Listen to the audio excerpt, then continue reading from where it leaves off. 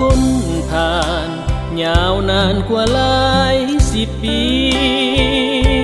เกษตรแห่งนี้เฮาได้มีใบหน้าอันใหม่ภายใต้การนำครูอาจารย์สลาดส่องใสสถาบันพวกเขาจริงได้หุ่งเฮืองใสชื่อเสียงโด่งดัง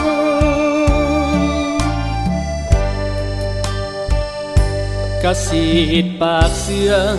สถาบันแห่งวิชาการ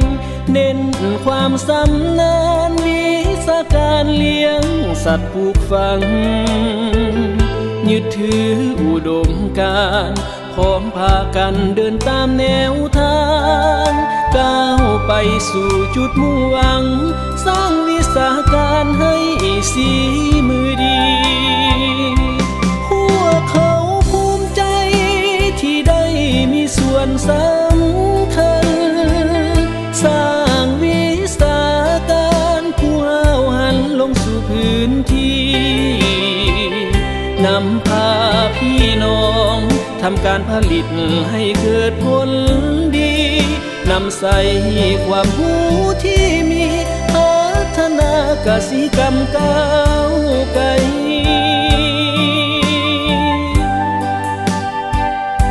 เกษตรปากเสืองพวกเขาได้แต่มุ่งหวังความเป็นพลังหวังให้พี่น้องได้สุขสบายทำการผลิตกสิกรรมให้ได้หลายมีคุณภาพได้ตามคาดหมายครอบครัววิไลศาสตร์ก็หังมี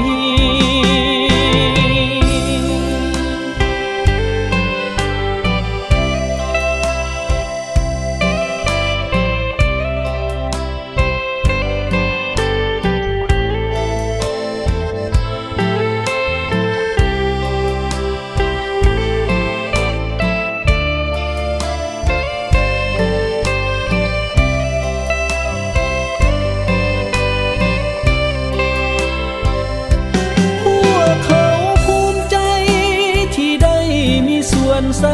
ำคัญสร้างวิชา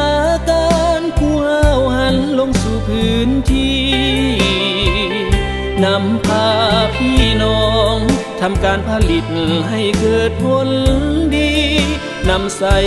ความรู้ที่มีพัฒนากสิกรรมก้าวไกล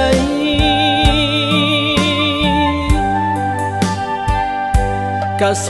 ตรปากเสืองพวกเขาได้แต่มุ่งหวังความเป็นพลังหวังให้พี่น้องได้สุขสบายทำการผลิตกสิกรรมให้ได้หลายมีคุณภาพได้ตามคาดหมายครอบครัววิไลศาสตร์ก็หัง